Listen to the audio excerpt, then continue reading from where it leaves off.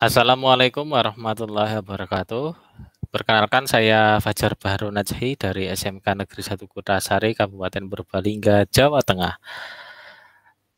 Bapak Ibu yang berbahagia, yang dirahmati Allah Subhanahu wa taala, pertemuan kali ini saya akan memberikan tips trik bagaimana untuk menekan tingkat kesamaan atau similaritas dari aplikasi Turnitin.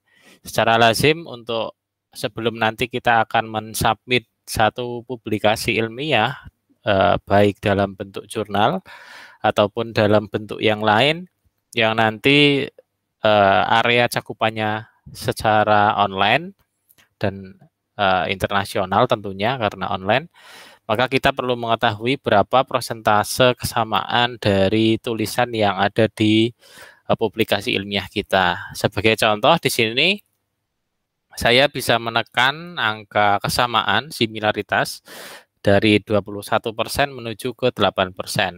Sebelumnya saya akan mencoba memberikan semacam beberapa informasi esensial. Yang pertama yaitu secara umum Turnitin akan melakukan pengecekan kata per kata termasuk kesamaan bentuk huruf ya. Jadi antara B besar dengan B kecil pun Turnitin akan mengecek dua kata atau dua simbol yang berbeda. Dan di Turnitin juga ada beberapa pengaturan, yaitu berapa jumlah kata sekian kalimat yang akan dicek menjadi satu untayan kalimat yang dianggap sama atau bisa dikatakan plagiarisme.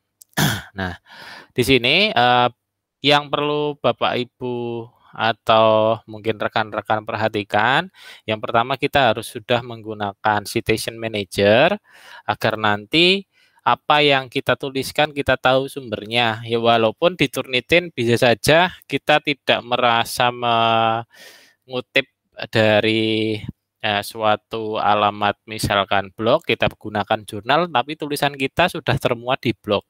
Jadi si Turnitin adalah aplikasi atau perangkat lunak yang mengcover semua basis data informasi terkait tentang artikel, buku, maupun proceeding maupun jurnal ilmiah. Nah, sebagai contoh di sini ada beberapa yang dikatakan ada di satu alamat situs yang bukan di Google Scholar ataupun mesin pencari jurnal. Contoh file SimPKB, DocPlayer, ada juga yang di blog.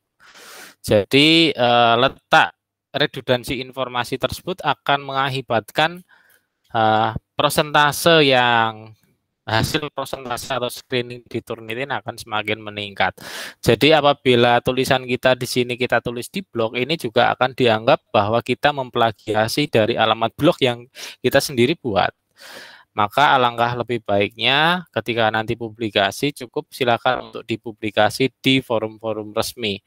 Nah, di sini guideline yang akan atau walkthrough yang akan coba saya tampilkan. Yang pertama yaitu pahami angka yang ada di Turnitin ya, 21% ini kita lihat ya persentasenya, dan secara umum kebanyakan ada pada kutipan tinjauan pustaka, walaupun tidak menutup kemungkinan di pendahuluan pun ada. Nah, di sini saya akan mencoba men-scroll down. Nah, jadi yang merah-merah ini mungkin semacam klaster atau pengkategorian bahwa ini harus kita parafrase ya. Namun untuk lebih baiknya lagi, ketika Bapak Ibu punya kesempatan yang lebih banyak, akan lebih sempurna apabila semua yang diberikan tanda warna atau highlight ini segera untuk diparafrase. Nah, hasil dari Turnitin ini tidak bisa kita copy ya. Jadi semacam dokumen OCR nggih, Optical Character Recognition. Jadi ini nggak bisa kita copy. Ya, mungkin dikonversinya kalau bisa diedit di Word ya kita harus butuh OCR namanya ya. Nah, saya akan memberikan salah satu contoh ya, bagaimana mengkonversi dari 22% ke 8%. Yang pertama kita siapkan dulu ya, kita scroll ke bawah dulu bagian yang mungkin termuat lumayan banyak ya. Nah, ambil contoh di sini saya di latar belakang saya mencantumkan satu tinjauan kaitannya tentang pelaksanaan aturan tentang edaran tentang virus corona ya di bidang pendidikan. Jadi ini saya kutip sedikit, saya parafrase. Jadi ini masih dipindai screeningnya karena di Turnitin itu ada sekitar kurang lebih 5 sampai dengan 10 kalimat kata. Nah, di sini cara parafrase yang pertama, kita tidak bisa sepenuhnya memberikan ke mesin ya. Jadi ada campur tangan kita sebagai penulis, kreativitas kita di situ. Nah, yang pertama kita copy dulu ya, di latar belakang kita lihat latar belakang. Nah, ini kita copy ya. Oke, kita copy. Setelah itu kita kunjungi alamat namanya parafrase online ya. Di sini editpad namanya ya. Kita cukup menuliskan di sini parafrase generator ya. Begini ya, parafrase generator. Oke. Nah, ini parafrase generator. Oke, seperti ini ya, parafrase generator, enter. Nah, dan dianjurkan untuk menggunakan parafrase generator versi online ya. Dengan pertimbangan, kalau kita menggunakan versi online, maka kita mendapatkan semacam pembaharuan algoritma perangkat lunaknya ya, karena seiring dengan mungkin kamus kosakata yang semakin berkembang. Jadi ya itu kelebihannya, walaupun kekurangannya kita juga butuh koneksi jaringan. Tapi saya anjurkan untuk menggunakan parafrase generator yang online. Nah, di sini saya menggunakan yang atas, saya belum membandingkan dengan yang lain. Oke, ini kita klik ya. Ya, alamatnya itu namanya editpad ya, ini. Ya, alamatnya ini ya, editpad.org ya. Sepertinya ini komunitas yang mengembangkan. Nah, setelah itu kita paste di sini ya, tadi teks yang sudah kita siapkan untuk parafrasenya.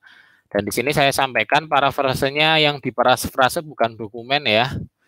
Karena kalau nanti yang diparafrase file nanti mungkin kalau versi premium yang mengakibatkan kalimatnya mungkin tidak sesuai dengan yang kita harapkan ya, ejaannya tidak sesuai dengan EYD.